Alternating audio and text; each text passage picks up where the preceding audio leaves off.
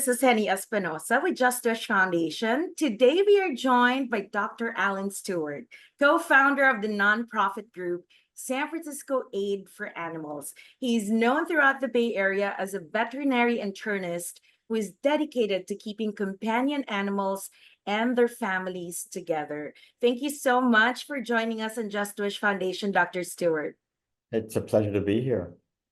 So, Dr. Stewart, take us back to the history of your organization. Take us back to the financial downturn of 2008, when so many families, as you and a few of your veterinary friends observed, were going through tough times and they were left with this devastating choice between having a huge financial debt or having to give up their beloved pets, whether it's through euthanasia or surrendering them. What did you observe about or discover about this problem, and what did you do about it? Sure, really good questions, Henny. In 2008, with a downturn, all of a sudden people were unable to afford some basic care, certainly emergency care, and we were getting animals at almost every hospital, and certainly the shelters and the humane organizations literally being dumped on their doorstep because people couldn't afford it, and all the shelters were filled to capacity. Hospitals were filled to capacity because people literally couldn't afford the care of their loved ones. And a group of us in the city said, you know, what can we do about this? Because it kind of falls on us to kind of take action for these poor animals and the poor people. And so four veterinarians actually got together initially, and we sat and we met. I don't remember now, but maybe it was about once a month or so, trying to come up with a model that would work to help these people and to help these pets. So that's the origin of it. I can remember since 2002, no, so sorry, since about 1998, I had on my desk a pile of papers of how to form a 501(c)(3) group to help save animals. And as a veterinarian and as a hospital owner, I never had the time to do that. And so when 2008 hit, I said, you know, now's the time. It has to happen now. So fortunately, I was able to enlist three other vets, and we were able to make it work. So let's talk about this very unique model that you and these veterans came up with effectively, that builds this partnership with the vets, with the families, and with those who want to make a difference in the community, those who want to give back. So tell us about that, Doc, the grants. Sure. I mean, what from our experience and being veterinarians, what we wanted to happen was to have we wanted veterinarians to be shown to be caring, and we wanted to do this to empower them because we were veterinarians. So we wanted to be a veterinary-driven fund as opposed to a client-driven fund, because most of us, we know our clients. We knew who was going through hard times. We knew who lost their jobs. We knew who, were suffering hardship, and because we have close bonds with our clients, we wanted to give the vets something to hope for and something to be able to use to help those patients and clients. And yet at the same time, from our experience, people have to have a little skin in the game as well. They can't just get free care. That doesn't play out long-term well. So what we said is, let's try to make it so that the client pays a third of the bill, the veterinarian. But well, what we do is we donate as much as we can in our parameters to the veterinarian. They get to use as much of that money as they want. They have to match it with goods and services, and then the client has to pay what they can do. So it generally, we like to set it was a third, but frankly, most veterinarians donated more then a third, and a lot of clients couldn't even afford the third. So it wasn't exactly that, but that's what the model was. And I understand that there you also have a another one of your very integral part of your program is this Ingrid-tober Fund for Animals, right? So tell us Yeah. about this dog and why this is so important. Oh, sure. So Ingrid Tauber, the Ingrid Tauber Foundation, the Tauber Foundation, which was started by Ingrid Tauber, was a wonderful client, and she really liked the what this foundation was about, and she loves supporting animal-oriented um, groups, just like Just Wish does, and so she said, let's try to form a partnership and I'll donate. Every year she was so generous. She was donating $75,000. And then we sort of set that aside as a special fund for the more intense, more expensive cases. And then bless her soul, when the fires began hitting, she also added to that for fire funds for those animals as well. Yeah, so we can rely on that pool because she's been so generous in renewing it every year since. We can rely on that pool for the more complicated cases because certainly those can be saved as well. They just need, it's more expensive. Yeah, that's great to have that Oh my God, as yes. another resource Yeah. for these families in need. So Doc, let's talk about kind of the process involved. Oh, sure. How do pet owners, families, how do they apply for this? How do they avail of this aid if they need it? And how do you Yeah, well, I select? mean, that's what we don't, the clients don't have control or they don't ask for it because for many reasons.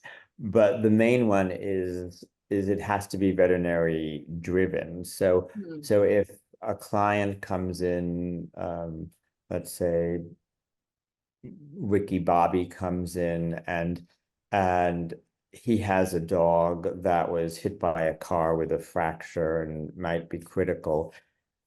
And the average American family doesn't even have $1,000 in savings, and a critical patient with a fractured leg is going to be several $1,000s, and but can walk out of that hospital healthy and have a normal life. And so when that patient comes in, if the owner or the veterinarian knows the owner, they have to have a previously established relationship, which is not for new clients. Um, is that veterinarian can say, this is what the bill is. If you can't pay it, let me see money I can get from San Francisco Aid for Animals to help with it. I'll match it 1-to-1, and and um, and we'll see if we can't help. We did, just FYI, we're a small group, so we can pivot quickly. So like during COVID, when so many businesses were hurting, we reduced that match because the veterinarians couldn't afford to offer that care during COVID because it was just so tough for everybody. Um, but generally that's what it's been. So it's the veterinarian offers it. It's not the client can't request it. And partly because we have to have empowered, but we're a small group, we're all volunteers, and we have to have empowered the veterinarian to make the decision that this is a good case to use Yeah. the money. This case can be saved. So they know, they've been educated. We've sent information out in packages, so they know when to use the money, when it's appropriate. And they have to be the ones to know that. Is that way it's not clients calling us asking for the money. The veterinarians know already. Some of them might call if it's a shade of gray, Mhm. but generally um, the veterinarians know when it's appropriate. Doc, give us an idea of kind of the different conditions that Oh, sure. have been helped, just so people have an idea of kind of the range of aid that has been given. Yeah, And are sure. these just for dogs, Doc, or these are for Any all pet. pets if necessary? Yeah, we just recently helped a turtle who fell from a counter and fractured its shell. And and the turtle, fixing the shell is involved, but then the turtle, because it wasn't feeling well, because the shell was broken, wasn't eating. And so Mm, the expensive part was actually in feeding the turtle to keep it mm, healthy. And I think the turtle's name was Mikey. And it and but that outcome would be good. So, and turtles live longer than we do. Certainly some tortoises do. So it made absolute sense to support that. So the most common things we see or we've helped are definitely what's called the blocked cat syndrome. And male cats, not uncommonly, they produce kind of silt and debris in their bladder, and it can block their urethra, which I have happened to have a mechanical pencil here. Let's see, the urethra of a cat's smaller than the number 2 leg. And so it gets blocked and they can't urinate. Well, if they can't urinate, the urine backs up in their kidneys, they can go into kidney failure. It is a life-threatening mm, process, but each time a cat gets blocked, it's a good $3,000 to $4,000. mm, Again, those animals can live a happy, normal life if you get them through that. So that's our probably number one thing that we've helped. We've helped dogs with and cats with bladder stones, just like humans get. Dogs and cats get bladder stones, and so they get obstructed as well from that. Those are probably the most common. We've done a lot of musculoskeletal cases, fractures, like I said, from trauma. We've done um, uh, some infectious diseases. We had mm, one case recently that had tetanus, yeah. and tetanus, humans get it too, but occasionally dogs and cats will get it, and they also get really stiff. And the beautiful thing about tetanus is it's totally curable. The animal can live a totally normal, healthy life Mhm. afterwards. But between point A and point B can be about 3 weeks of intense Wow. hospitalization. So we recently helped a dog, I think that was Bandit, with tetanus. So that's, I mean, there are Yeah. many cases, but that's an example. Those are good examples.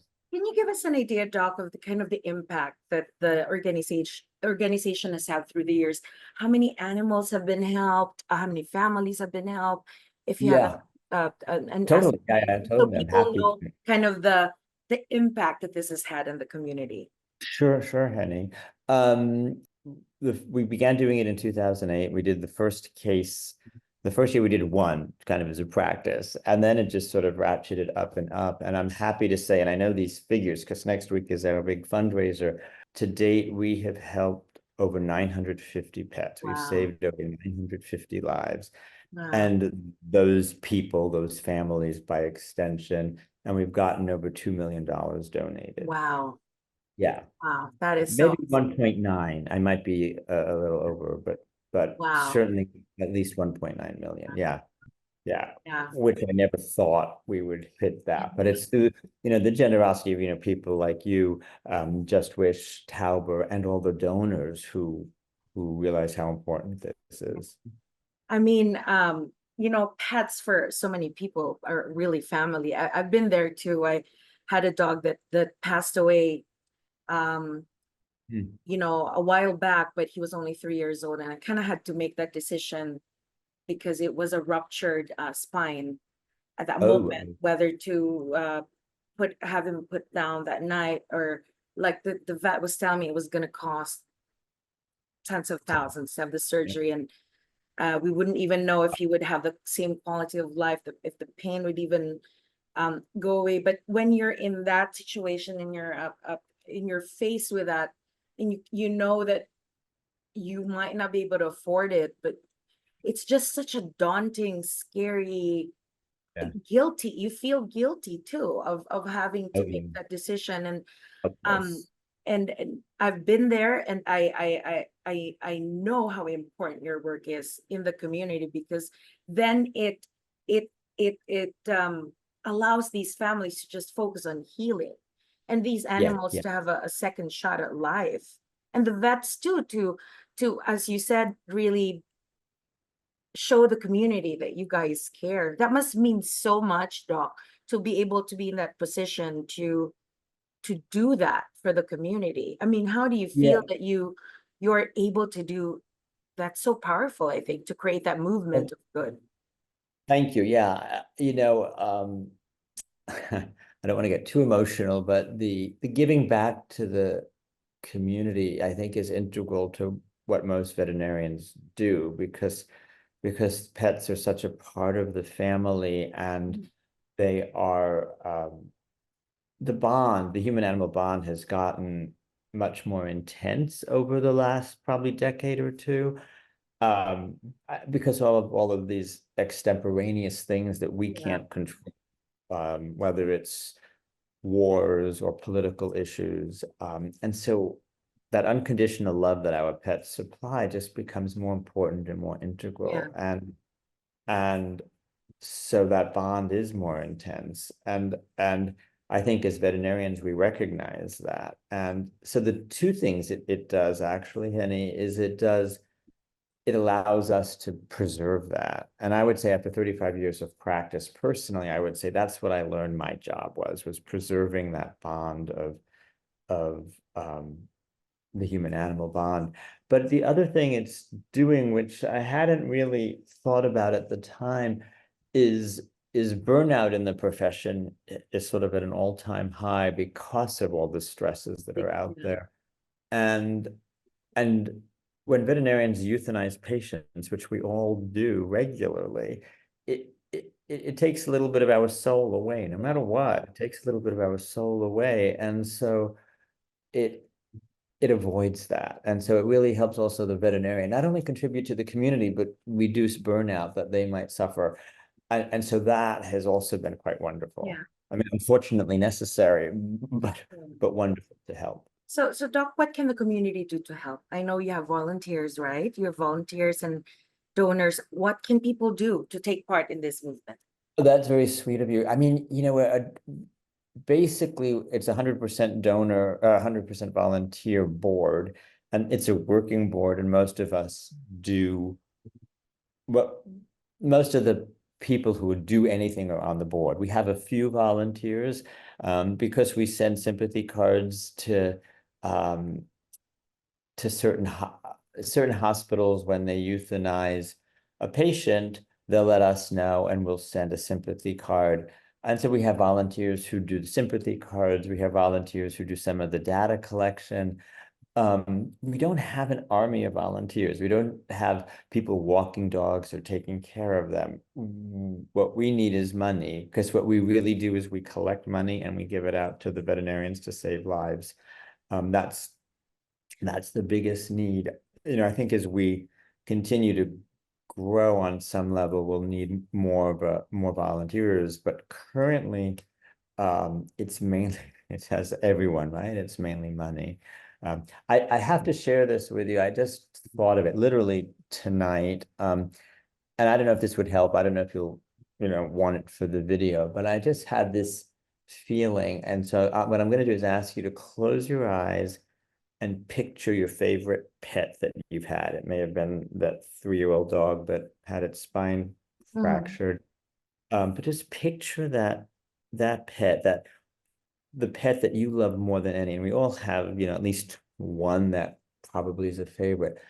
And picture it and like feel it and smell it and be with it and remember it. And then just sort of picture like a gap, a widening, like a river that becomes an ocean that separates the two of you. And you really want to help it. You really want to reach out and you want to help that pet. And you can't. For some people, it's financial. For some people, it's emotional, but you Mhm. can't. And what we like to think of Aid for Animals is doing is it kind of throws you that boat, that lifeboat, to go in and row and get to the shore where that pet is, so you can hug it again and it can be healthy Yeah. again, and you can be one with that pet. And I just came up with that literally tonight. Mhm. Um, and that's kind of, I think, a good way of feeling the feeling that I like to think that San Francisco Aid for Animals can do. Yeah. Did that help? Yeah, that helps. Yeah. It just makes it more, you don't have to be a pet owner to really Yeah. feel and have the heart for these animals, be advocates And Right. what you guys do, you're more than just saving lives. You're allowing these families really to have years of happiness with these Yes. pets, and that matters so much. And I hope so many people hear about the wonderful work that you guys do and will do their part, because we need the entire community to really to rally and to give whatever however way they can. And I have to just say the board right now is fabulous. Yeah. We have this amazingly talented, hardworking board that, I'm of the older guard, and these are a lot of new people who jumped in and are helping. And we couldn't and we couldn't succeed without our board members from the past and our board members currently. They've all been great. Yeah, we hope we can continue to help you, Doc, and we hope that other people will do their part as well. But for us at Chester's Foundation, we're just so happy that we can support this very special group and movement that you have created. So more power to you, Dr. Alan Stewart. More power to San Francisco Aid for Animals, and keep doing what you do in the community. Thank you. It's important, and we will. Thank you so much, Doc. We talk soon. Thank you. Okay. Bye. Bye.